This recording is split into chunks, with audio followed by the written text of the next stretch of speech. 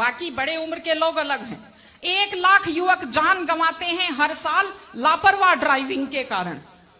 आप सोचिए, 25 साल लगते हैं एक बच्चे को पालकर बड़ा करने में, और 25 सेकंड में लापरवाह ड्राइविंग के कारण वो लाश में बदल जाता है।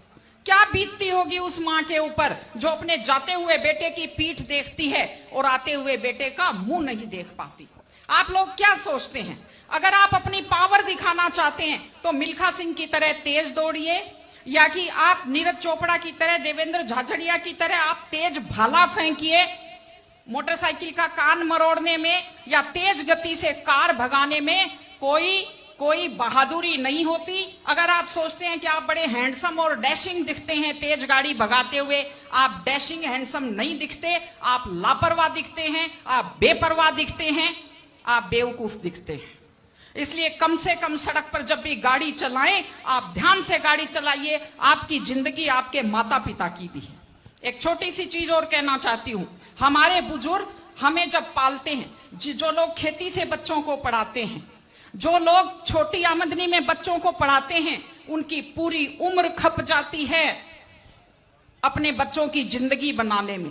और उसके बाद दुख का विषय है, बड़ा पीड़ादायक सीन मैं कई जगह देखती हूं कि एक माँ बाप मेहनत करते हुए हाथों में आइटन पड़ जाते हैं, एड़ियां फट जाती हैं, कपड़े मैले फट जाते हैं, और उसके बाद जब बेटे को पढ़ा लिखा कर तैयार करते हैं, उसके बाद पढ़ी लिखी बड़े घर की थोड़ी बेटी आ जाती है तो माँ बाप की तरफ ध्यान नहीं देते। आज हमारे 60-70% घरों में हालत यह है कि बुजुर्गों को रोटी तो मिल रही है लेकिन इज्जत से रोटी नहीं मिल रही। इस चीज को बदलने की जरूरत है। माँ बाप, मैं आपसे कहती हूं, जैसी भी परिस्थिति होती है, माता पिता आपको राजकुमार की तरह पालते हैं। आपकी भी ड्यूटी है, जैसी आपकी हैसियत है, बुढ़ापे में उनको बादशाहों की तरह से रखिए, उनकी सेवा कीजिए, उनका सम्मान कीजिए। इस तरह से माता पिता की सेवा कीजिए। वो अपनी जिंदगी आपके लिए कुर्बान कर देते हैं। और माताएं बहनें बैठी हैं, एक छोटी सी लास्ट बात जो मैं कह रही हूं, बेटियों को समझदार बनाइए, बेटियों को बेटा मत बनाइए, क्योंकि बेटे तो लापरवाह होते हैं। बेटियों को समझदार बेटी बनाइए। जब वो घर से बाहर जाती है तो उसको समझाइए कि वो साथ अपने घर की इज्जत लेकर के जाती है। बेटियों को समझाइए कि कैसे लोग मीठी मीठी बातों का जाल लेकर शिकारियों की तरह से घूमते हैं। और अपनी बेटी को संस्कार दीजिए कि वो जिस घर में जाए अपने सास ससुर की सेवा करे। आजकल मैंने नया ट्रेंड देखा है, बेटियां माँ मम्मी की तो बहुत चिंता करती हैं लेकिन सास की चिंता नहीं करती हैं। ये गलत चीज है।